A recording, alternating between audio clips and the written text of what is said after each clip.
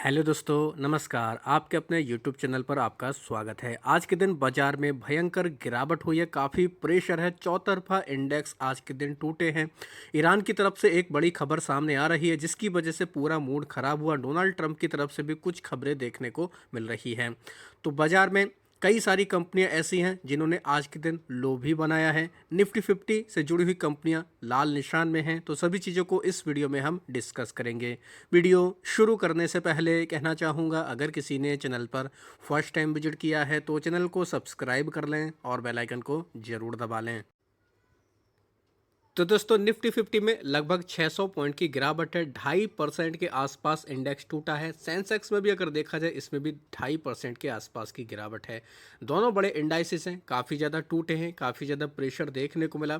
America का Dow Jones का future अगर देखें तो ये भी लगभग लगभग कह सकते हैं दोस्तों 350 पॉइंट के आसपास की गिरावट में देखने को मिल रहा है। हालांकि डाउ जोन्स में निचले लेवल से थोड़ी सी रिकवरी आई है। अभी लगभग आधा परसेंट यानी कि 200-250 पॉइंट के आसपास की गिरावट डाउ जोन्स के फ्यूचर में है। बाकी अगर ग्लोबली बाजारों की बात की जाए तो देख सकते हैं निफ्टी 50, सेंसेक्स, निफ्टी बैंक ये 3-3.5% टूटा। इंडिया बिक्स लगभग 17% भागा है।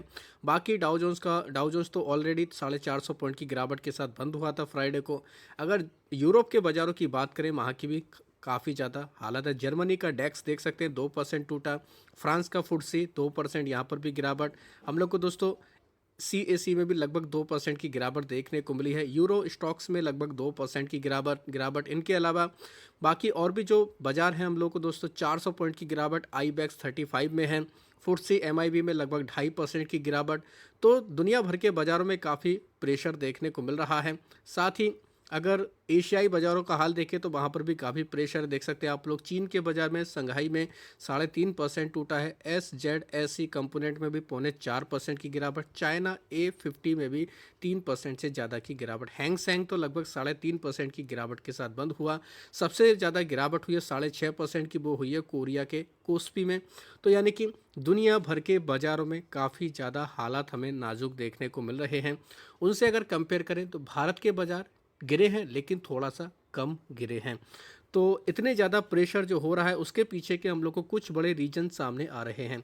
सबसे बड़ा रीजन तो दोस्तों क्रूड ऑयल है। क्रूड ऑयल अभी भी हम लोग को दोस्तों 109 पॉइंट के $109 के आसपास हम लोग को देखने को मिला। आज भी यहाँ पर तेज़ी रही है। लेकिन सबसे ज़्यादा जो इम्पोर्टेंट पॉइंट है, जो मार्केट को सबसे ज़्यादा डर लग रहा है, वो है दोस्तों ट्रंप की तरफ से जो ऐलान हुआ था। यानी कि ट्रंप ने जो ईरान को 48 घंटे का जो टाइम दिया था, जो चेतावनी दी थी कि वो यानी कि 48 घंटे के अंदर हॉर्मुज स्ट्रेट को खोल दे, नहीं तो उनके जो पावर प्लांट है उनके ऊपर हमला किया जाएगा। तो मार्केट सबसे ज़्यादा दोस्तों इसी बात को लेकर डर के साए में है और यही एक बड़ा कारण माना जा रहा है।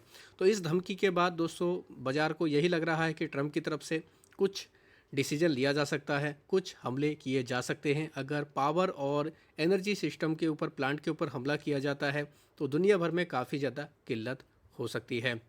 तो सप्लाई डिसरप्शन का खतरा बढ़ने की वजह से इसको सबसे बड़ा कारण माना जा रहा है। हालांकि ट्रंप की इस धमकी के बाद में ईरान की तरफ से भी कुछ बड़े डिसीजन देखने को मिले, खबरें देखने को मिले। ईरान ने भी धमकी दी है कि अगर उनके ऊपर हमला किया जाता है तो दोस्तों वो माइन बिछा देंगे गल्फ़ कंट्रीज़ के अंदर जो भी रास्ते देखने को मिलते हैं।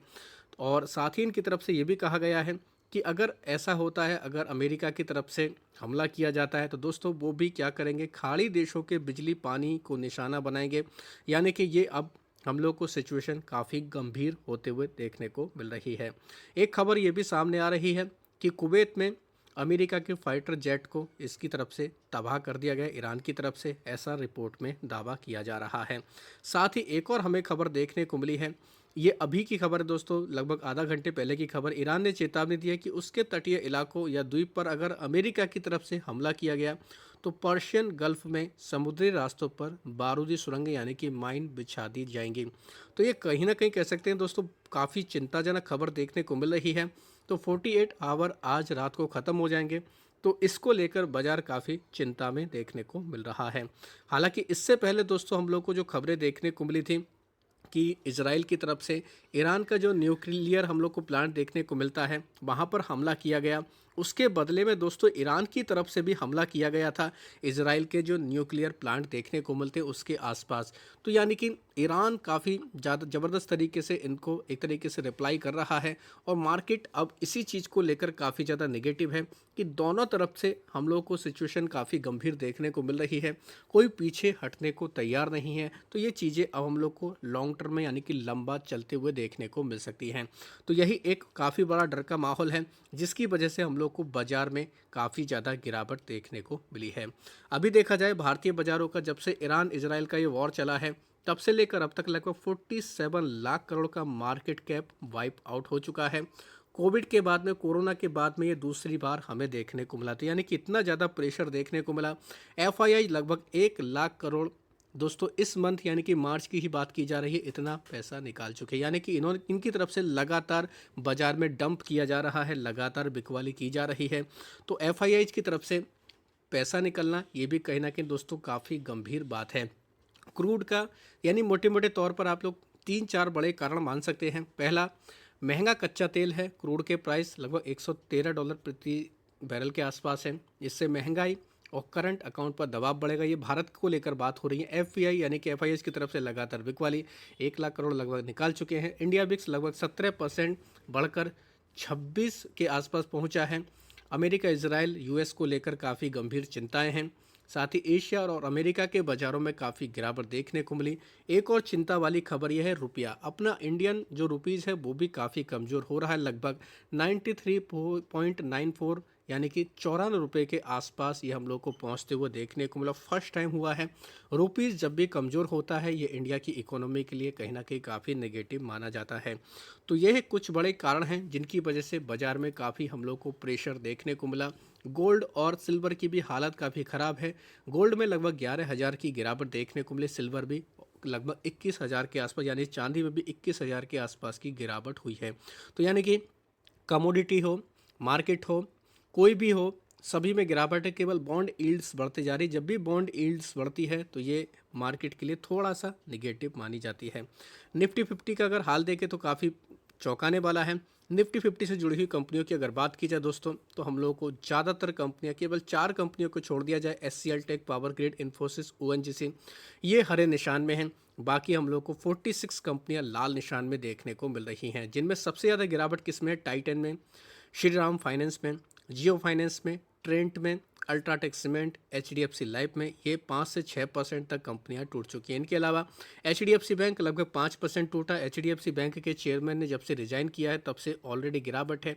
अब बाजार का भी इसके ऊपर निगेटिव इम्पैक्ट पड़ रहा है। एक कारण ये भी है फाइनेंस से जुड़ी हुई कंपनियों में गिरावट का, क्योंकि आरबीआई रेट, जो इंटरेस्ट रेट है उसको बढ़ा सकता है, क्योंकि महंगाई को कंट्रोल करने के लिए रेट बढ़ाया जाता है। तो इन कंपनियों में लिक्विडिटी का खतरा रहता है, तो इस वजह से भी एक फाइनेंस वाली कंपनियों में गिरावट का ये भी कारण है। एचडीएफसी बैंक के अलावा इंडिगो देख सकते हैं, यहाँ पर भी 5% की गिरावट, क्योंकि क्रूड बढ़ा है। क्रूड इनके लिए रॉ मटेरियल होता है।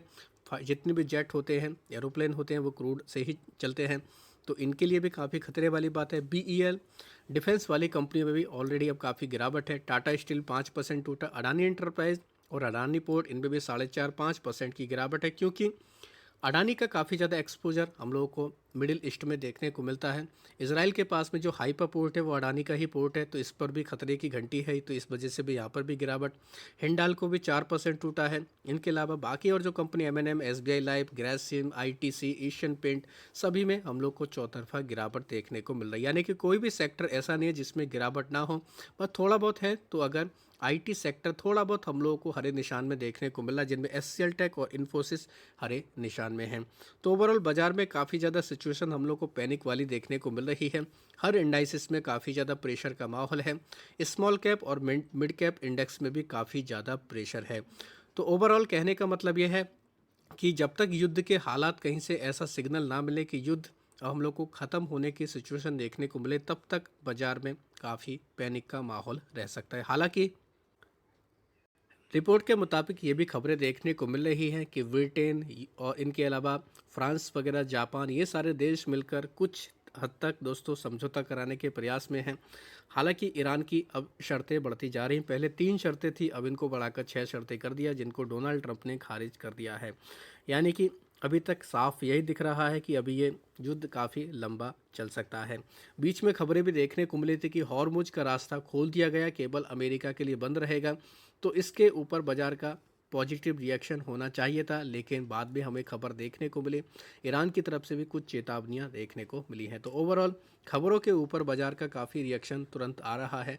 तो पल पल में खबरें बदल रही हैं, तो इस चीज़ का आपको ध्यान रखना है, खबरों को लेकर लगातार अपडेट रहना है। तो ये था दोस्तों वीडियो। करीब कह सकते हैं 4 से 5 बड़े कारण हैं बाजार में गिरावट के। तो आप चाहें इस वीडियो को, अगर आपको ये अच्छा लगा तो चैनल को सब्सक्राइब कर सकते हैं और बेल आइकन को भी दबा सकते हैं।